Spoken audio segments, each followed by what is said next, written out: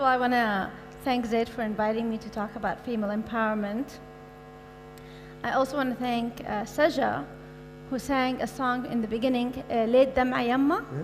أنا آسفة يمكن بقولها باللهجة الحجازية، بس يعني my talk is about ليش الدمع يما اليوم. How many people watched the royal wedding yesterday?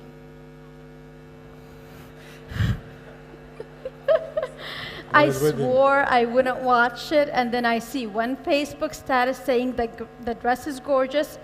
I go and I turn it on. Kate Middleton, she's a young modern bride for those who may not have been watching CNN, CBS, Fox, العربي, Jazeera News for the past week, is marrying her prince, which is in a nutshell the fairy tale for many young women.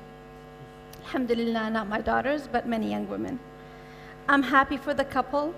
I just want to say this. They seem to be normal-ish, you know, as normal as a duchess and a duke can be. They seem to be happy. They seem to be in love after 10 years, which is a major accomplishment. So we have to give them that. Yes, it's a big round of applause.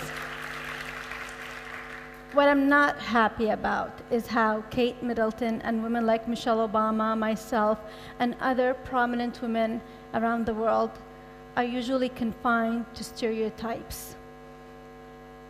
Kate Middleton, Michelle Obama are confined to the good wife stereotype. Women like Hillary Clinton, when she was running for president, when she was running for president, was aggressively attacked by men and women for her professional demeanor. And only the statistics started to go up for her, the polls started to go up for her when she cried. This is why, for me, it's important to examine both female leadership roles and also this concept of motherhood as ways to achieve female empowerment for a better world. You can tell from the introduction, I'm on TV. Everybody knows that I'm on TV. And I wear many hats other than that. At a recent educational event, and I'm sure many of you have done this in schools or other company team leadership initiatives and those kind of workshops, they ask you to use words or to have words that others describe you. How do people see you? And also to use a word that describes yourself. This is a way to actually get at the perception versus reality. And before I tell you the word that I chose at that educational event, let me just explain a little bit about myself for those who don't know me, and maybe even a little bit more about myself for those who do know me and things they didn't know. I'm a Saudi woman. I lived in the States for most of my life. I'm almost 38. I started working at the age of 22 with only 2 maternity leaves, and this is going to be very important for later on. I'm a fashion entrepreneur. I'm wearing my 2001 collection right now. Thank you. I sit on several boards, and I try to join as many formal networking organizations as I possibly can, such as the Young Presidents Organization, YPO. Any YPOers here today? Hi. I'm an information junkie, and I think every single person who attends TEDx has to be an information junkie. I call myself, I like to read from the Inquirer to the Economist and everything in between. I'm a single mother of 2 daughters. My eldest is graduating from high school this year. I'm passionate about effective education initiatives. I'm passionate about female empowerment. And I have loved every single job that I ever took in my life.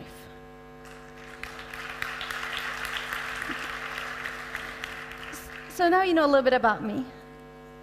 Back to the question is, what are the traits that people see me? I happen to have a Facebook fan page. So anybody here from the members of my fan page? Hi, thank you for coming and supporting me. I really appreciate it. So it was easy for me to go and actually during the event, very quickly, look at some of the words that people have used to describe me. And I'm going to say the positive ones. Determined, committed, doer, Wonder Woman, 2 words, but I love it. I also got opinionated, stubborn, perfectionist, but not in a good way.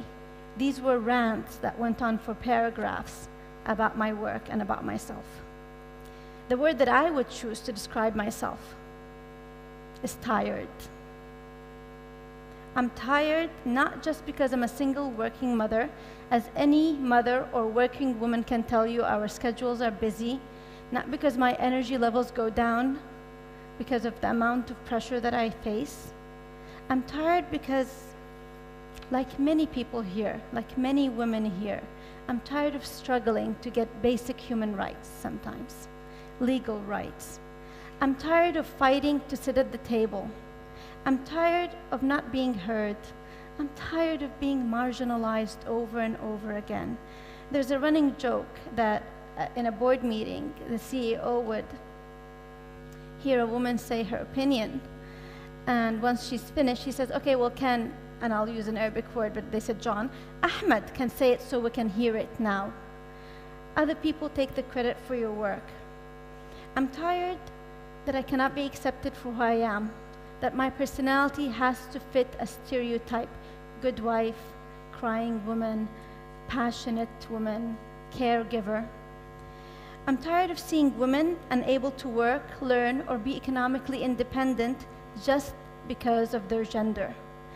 I'm tired of having women paid 5 times less in my part of the world than their male counterparts.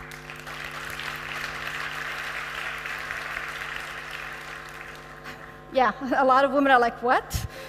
That's how much? Yeah, that's how much sometimes, most of the times. I'm tired of having women lose power, income, and self-esteem because society sees their motherhood responsibilities only in dollar signs that affect the company's bottom line.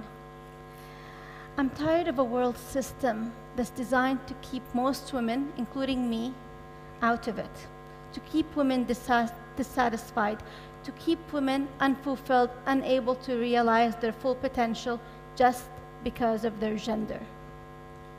1 out of every 3 women is abused or raped in the world. Literacy in the Arab world varies from 20% to 80% against male literacy. We have limited access to capital and a lot of opportunities.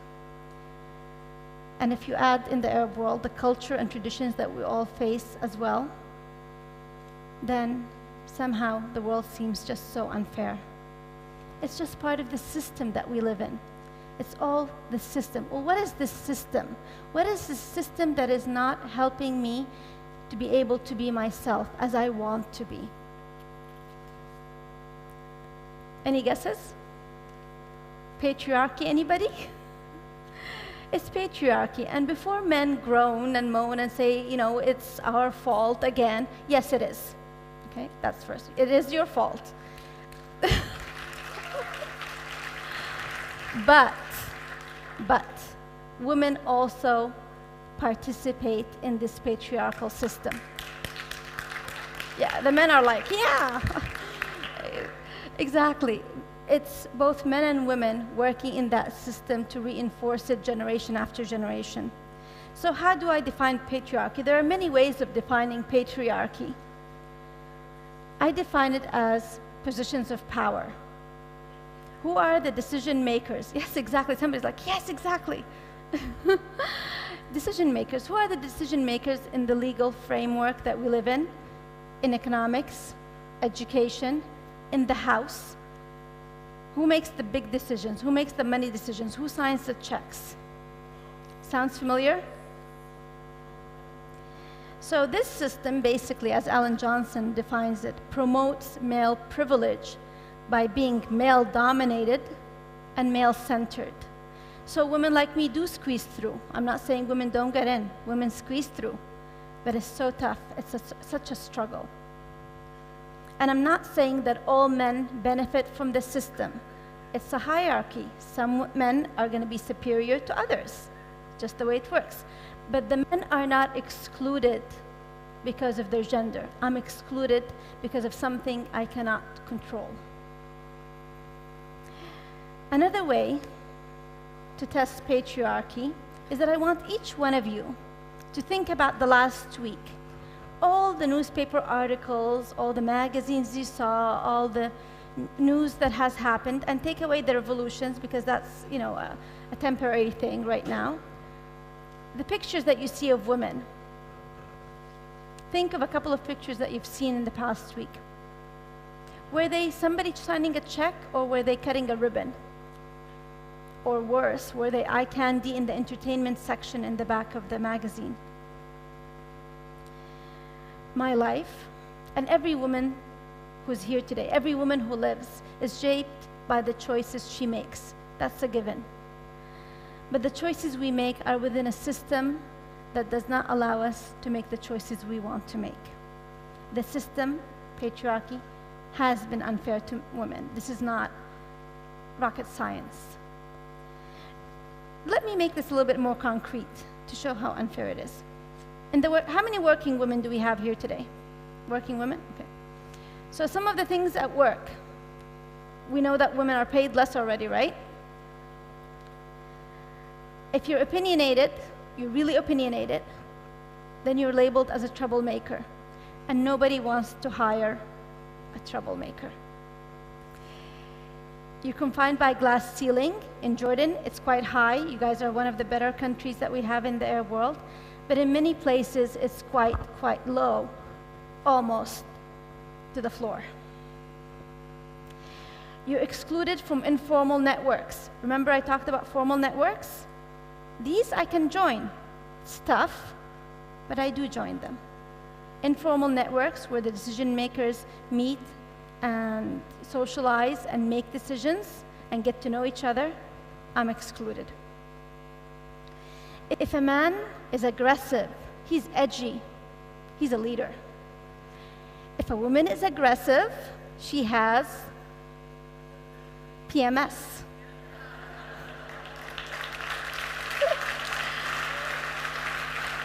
Yeah.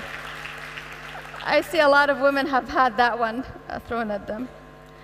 And if you have kids, or you want to have kids, or you're thinking about having kids, you can kiss your next promotion goodbye the minute you say life-work balance. And let's not even talk about a gross injustice. Men can get away with the same wardrobe, and nobody ever notices. That alone, just changing a tie. Now, if you go into dry cleaning expenses, dry cleaning a female cotton work shirt costs more than a male cotton work shirt. So these are some of the little things, our daily lives, that make women upset. Some might even say angry, not as an angry bird, angry women. So this is my first point about empowerment. It's important to have role models in the decision-making positions. It's very important to be able to know that a woman can do the job. We have to break those mental barriers down. It is no longer acceptable to think that a woman is less than a man in any capacity. And we've done a good job in the Arab world. Jordan is, again, a very good example of this. We have women in ministerial positions. We have women in high-powered positions in many, usually NGOs, not companies, but we do have some of them. The problem is that those role models are just that. They're the exceptions to the rule. There's a very small space for maneuvering for women leaders. Some women push through it. Some women, their families or their names push them to it. And some women are mentored into it, which has happened to me. And we get so happy about these women reaching there. I got so happy to be a UNDP Good Ambassador a few years ago, of reaching the position that I got. And I forget that it's a very small space. It's a very small space. Having a few women in powerful positions creates this illusion of equality, but it's just an illusion. The system has to change so that we can actually push more women in to become powerful naturally. For me, the solution for this is to have quotas. Quotas, study after study has shown, they work. Countries like Sweden, Iceland use them, and we can see the changes in society because of those. If we leave government and corporate world alone, surprise, surprise, they're not going to put women in decision-making powerful positions. But if we force them, we regulate them, we punish them, then they actually do. And you see the difference. It has been shown that corporations run better when there's more women on the board, for example. My second point is a little bit more controversial, and it's about the professionalization and monetization of motherhood. Everybody is familiar now with the idea of some women who can't, unfortunately, have children, or perhaps don't want to have children, or don't want to ruin their figures, renting somebody else to do it for them, subcontracting the pregnancy in India. That's not what I'm talking about. That does exist, but that's not my point. My point is about, I want to bring women's work, bringing children to the world, as actually, and is actually assigned dollar signs. I want it to be included in the GDP. I want to be having many tax breaks for women who have children. I want, among other measures, other things that would benefit the whole family so that people value motherhood. Whether a mother is working or not, by the way, that's a very important point. It should be in the system that motherhood is recognized and acknowledged as a major productivity wheel and instrument for progress. Motherhood is the one thing that's very unique to my gender. It's the one thing that every single woman almost, there might be a couple of exceptions, pays for every month since she's 12. Yet somehow the whole world tries to show me that it's not that important. Somebody else can do it. Somebody else can raise my kids. Somebody else can have my kids. They devalue and demean some thinking that's very central to me. And of course, I see how motherhood has been used to express, to oppress. Just a minute, I'm feeling there's a little bit of an echo. Is there? Okay, because I'm hearing myself twice. Okay. So for most people, what we're used to is that motherhood is used to oppress us. It's not actually about being a mother. It's the idea of you being able to be a mother, which is almost every woman here. The minute a woman walks in the door in the corporate world, she gets paid less in most countries in the world just because the future ability of having kids. And if she does have young kids while she's working, then the flexible time in most places does not exist. Or if it does exist, it's called the mommy track, basically a dead-end career. And if you want to prove yourself, then you better put your kid in a nursery or have somebody else, maybe even a semi-illiterate immigrant in many places in the world, and in the Arab world, and particularly the nannies that we hire who don't even have elementary school education to take care of our children. These are the women who make it because they're able to live life, working life to the fullest. And if you don't, then you're slowly pushed out. You're not promoted. So most Arab women are punished if they do continue working, or if they stop working, or if they never even have children to begin with. And let's not forget one very important statistic, that single mothers are the poorest segment of society everywhere in the world. So we need to start compensating mothers for their production. I would like mothers, whether they work or not, to start getting value back. This is a system that I want to do. I'm talking about special discounts. You know, like the senior citizen discounts? Let's start institutionalizing some mother discounts. Let's get them on airplane tickets, on services that we get, on car loans, on lower interest.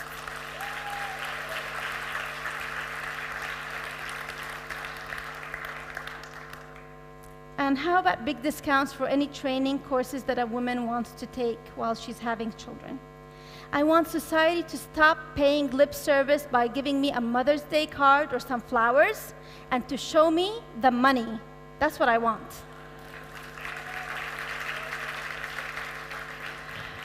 And also, I want to create a system within work where flexible time is the system, not the option. I choose to opt out of flexible time versus it's seen as the mommy track. I would like to provide continuing education and work internships for mothers who choose to leave work for any reason. Basically, to enable mothers to sharpen their skills. And each society has to develop its own system. Some people are not going to like what I say. It's considered weak that I can admit that for the 15 years out of my 75 years of life, I might need some help. A full support system that allows me to do both things, fulfill myself and also have children. Just 15 years. 1 minute? 30 seconds. 15 years out of 45 years till officials, you know, if I work from 20 to 65, it's only 15 years. 15 years that I end up paying for every single year of my life if I'm working. That's just not fair. I do what I do, and I think about the things that I think about because I have 2 daughters who are joining the workforce and who inshallah will be mothers one day. I don't want them to have to do the compromises that I did because I loved working. That's the one thing that's always been constant since I was very young. I've always loved working, and I've been punished for it.